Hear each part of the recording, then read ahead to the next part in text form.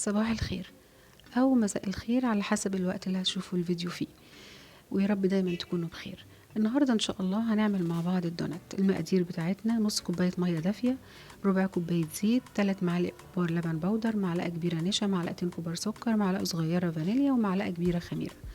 في بولة هندوب السكر والخميرة مع المية، هنضيف ليهم الزيت، وبعد كده هنضيف اللبن وهنضيف النشا.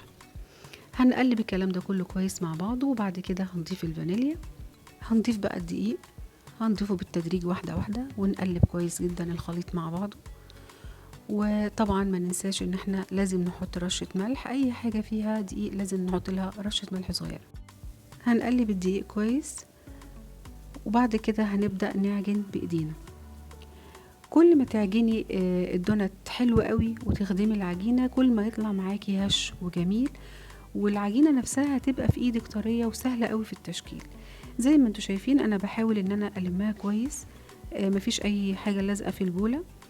العجينة جميلة وطرية، ودلوقتي هغطيها وهسيبها تخمر لمدة نص ساعة في اي مكان دافي.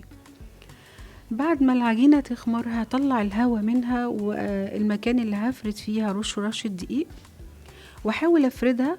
يعني هيكون السمك العجينة حوالي سنتي تقريبا.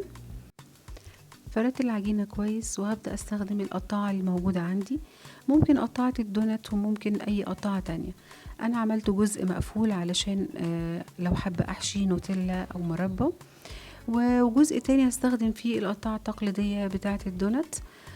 طبعا الكمية دي كلها بعد ما اخلصها هغطيها برضو مرة تانية واسيبها تخمر لمدة 10 دقايق.